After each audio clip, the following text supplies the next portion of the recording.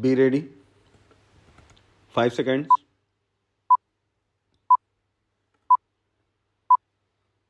Start. Now, coming back to the question of minorities, you will please find why this particular resolution has been so widely put in that it might include a religious minority as well, a linguistic minority as well, or an economic minority, as some honorable members rightly pointed out. Now, sir, a question arises whether there ought to be any such protection in so far as a particular type of minority is concerned. I shall deal with the question of minorities at some length, but you will please find, sir, what the honorable mover wants is that there ought to be a permanent minorities commission. It ought to be endowed with statutory powers. Therefore, sir, an attempt is being made for the first time by my honorable friend for driving a wedge between a community and a community. So far as the Constitution is concerned, as my honorable friend rightly pointed out, whenever the question of minorities arises, we have to be extremely careful. The Constitution is a very sacred document which has embodied all the different aspects of the common question of India's nationality. India is one in spite of different types of languages and religions. But in the midst of all these diversities, we have to develop a common nationality. Therefore, whenever we consider the question of the development of the nation and the interest of the nation, you cannot afford to think in terms either of religion or of language. It is true, sir, that there are different religions. It is also true that there are different languages.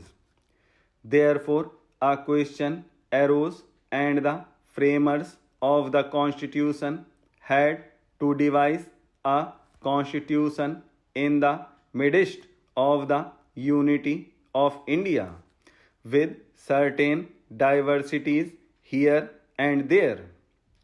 For that purpose, what they did was they devised a common nationality for the whole of India, and in so far as religious minorities were concerned, they were given certain rights. I would not go into the details regarding the provisions of the fundamental rights regarding the practice of religion. Certain rights have been given to the religious minorities, and beyond that, it would not be proper to bring in the religious minorities for political rights. For that, we have to be extremely careful. I would also point out that while we have to develop a common nationality, the members of the Indian nation have to understand that we are one nation. Therefore, certain rights in respect of religious minorities were given. They were fundamental rights, and most of them are justiciable rights. Here we stopped so far as the religious rights were concerned. Then a question arose: what ought to be the attitude of not only the government but the society regarding the languages? It was true that there were certain interests of the regional languages. Now, these languages required to be developed, but they were not meant for dividing one man from the other. So, in 1956, when the states were formed to a certain extent on the basis of language, what was done was not to have a state with cent% people belonging to the regional language, because there were bound to be people belonging to different languages. That was the reason why this question was considered at great length, and the States Reorganization Commission also went into this question of linguistic minorities. It was bound to arise here and there because they were likely to feel that their rights and safeguards given to them might or might not be properly implemented.